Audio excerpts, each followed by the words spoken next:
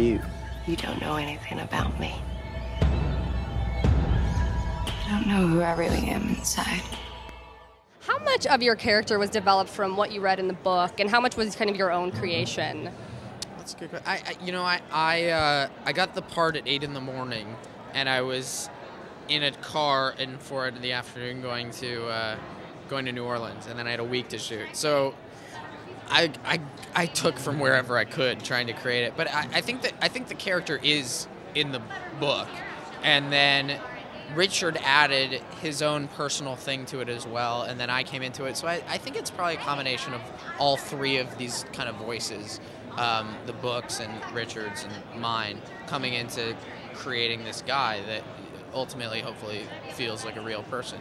Wonderful. You're not being pulled away just yet. What are some of your favorite supernatural love stories, if you have any?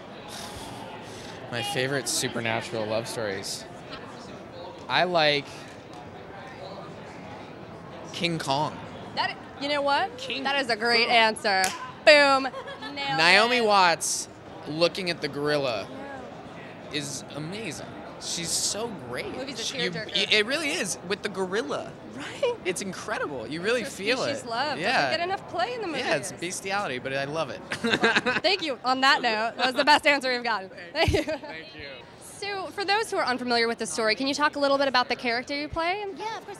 Well, Beautiful Creatures is a supernatural love story set in the South about a small-town boy, Ethan Waite, who falls in love with a mysterious newcomer, Lena Duquesne. And I play Ethan's ex-girlfriend, Emily Asher. And the path she has as you see it in the movie is she's nice the first time you see her. She's still an entitled, popular, spoiled girl, but she is nicer than the rest of the movie that you see her in. She sees her.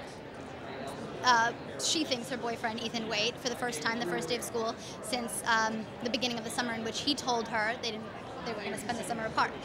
Right, exactly, the little head nod.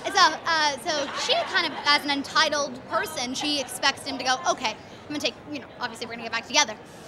And not only does it not happen like that, he kind of is like, I'm not interested in you. And she internalizes that in a way that is both unhealthy and mean. And she sees Lena Duquesne and makes the connection and assumes she is right, that there's something going on, that eventually something will go on. And she uses her popular powers for evil and not good against the actually powerful and magical Lena Duquesne.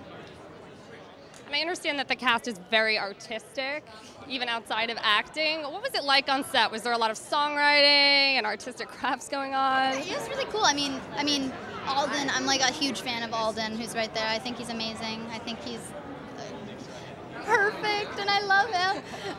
That was really cool to be able to, that was the coolest thing for me, to get the chance to work with these people who are not only passionate but excited to be there and open and creative. It was just like a collaboration. It was an exciting experience, It was really cool.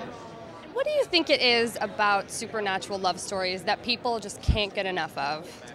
I think when you're talking about superpower, you're talking about power a lot of the time. And our book's in 48 countries. We've been all around the world talking to teenagers. You'd be surprised how similar they are. In France, they're all worried about, standardized testing, just like the SAT in the United States. And the teenagers have the feeling that their lives are being controlled by adults. So I think part of it was about wanting a teenager to feel powerful. And I think that's part of the draw. And then who doesn't dream of true love? I think we all feel lonely and are looking for that soulmate. And I think supernatural is also very popular, and fantasy in general, because it's a way to kind of empower yourself, to imagine being able to have more control of your life, even as an adult. I'm constantly trying to figure out, how do you get along with the other moms? How do you make it in Girl Scouts? You're trying to learn You're to play trying to nice. fit in. And our book is really about how to be yourself while you still fit in. And how involved were the two of you in the development process for the film? We're really respectful of Richard LaGravenese, our director. The day we met him, he brought this book that was full of all his 1,000 tiny notes. And right then we knew, this is our guy. We can trust him. And that was in 2009. And ever since then, we just stuck with him, and we knew, we knew he would do for the book, what we needed to have done, and we never second guessed it. And we aren't the kind of writers that wanted to be sitting on the set full time, making sure that every single line was exactly the way it was in the book. We believe that, the book is our universe and that's our realm and the movie is his. And we wanted him to have the latitude to do something creative and kind of expand our universe for us and our readers. Yeah. And we didn't want to be constantly in the way of that. Yeah, he never told us how to write the book. Yeah, he didn't show up at our house. And we didn't do it to him. What made you want to direct this fabulous story?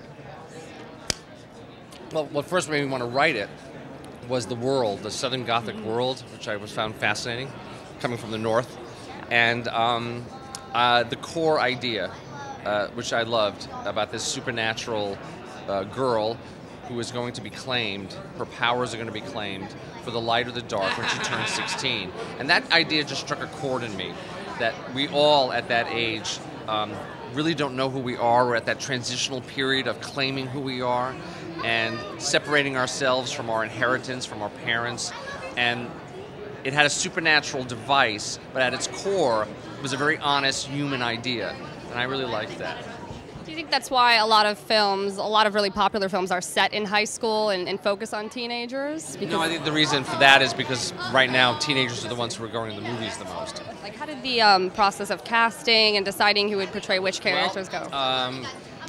Viola was the only person I wanted and the first person we cast, and before I even met her. And that part was a combination of two characters in the book. It was actually two characters that I put together. And then a lot of it was about the chemistry of Ethan and Lena, Alden Ehrenreich and Alice Engler. That was the toughest. And finding these two actors was just an amazing process. And I specifically went after actors. It's going to sound silly, but I wanted them because they had no interest in doing it. Because they had no interest in being celebrities. They had no interest in having that kind of career that sort of, becomes like, they're very unique young people, these people. Alden's also a painter and an avid reader, and Alice is a songwriter, and they're very smart kids who are searching for questions and answers about life, and that's what the two characters are. So I got these really two incredible actors who are those characters. Wonderful. Thank you so much. Thank really you. appreciate it.